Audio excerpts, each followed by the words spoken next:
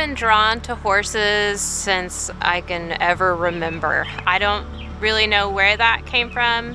My family had some horses growing up, but I didn't have them when I was really young. I just kind of remembered them talking about it. And then when I was 5, my father purchased me a little pony named Thunder. He was a Shetland. And if you know much about Shetlands, they're kind of ornery, and he certainly was. But he made a big impact in my life. But I've always been drawn to horses. In fact, I dream about horses. Even as an adult, I dream about horses.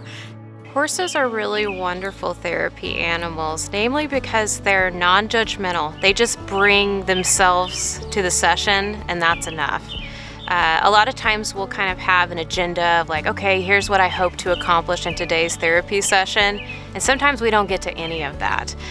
We might start out with a grooming activity and see that that client really just needs to connect with the horse. What that horse is offering them is exactly what they need, which is unconditional love, being non-judgmental, accepting them for exactly who they are, where they're at in their lives, and offering up some type of relationship that they're seeking.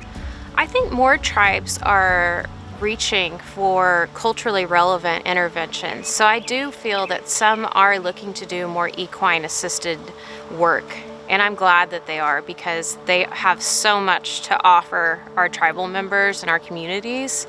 I feel like for us, in terms of the Modoc Nation and their relationship with horses, in times of war, that was your soldier next to you. That was your comrade in taking you through those really scary situations and coming out together. In fact, when we were relocated here, one of our acting chiefs, not federally recognized, but as an acting chief, Chief Yellowhammer, was actually buried on his horse. So that kind of goes to show you how important and what role a horse played to an individual member. That was their partner forever, even in the afterlife.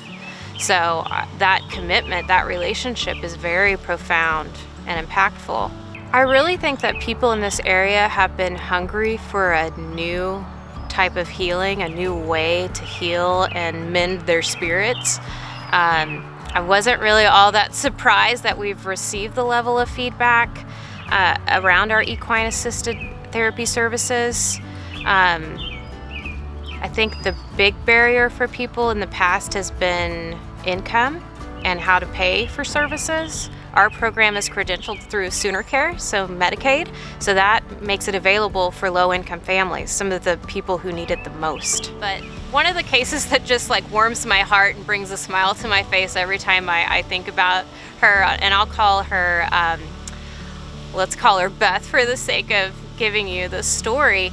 But Beth came, very small woman, low confidence. The last relationships that she had been in since she was an adult, was in her late 50s, were all abusive. So she had no sense of what it was like to even live on her own, to experience what independence is. So with the equine group therapy, she was able to choose the partner that she wanted to work with. In fact, it was a mutual choosing. A horse named Scotty. It was a very large, warm-blood horse with this tiny woman. Anyone who's worked with Scotty, the horse, knows he's very ornery. And we kind of worried about that at first because he would nibble and stuff at her arm. And she had the best personality about it. She's like, no, we're gonna do this. He would continue to do it, and she'd have to keep setting the same boundary. But we talk about how this is in our real lives with people that we need to keep setting boundaries with that aren't respecting our boundaries. And then when to know that we need to walk away from that relationship because it's not healthy any longer. My hopes for the future is to be able to offer the service to more people.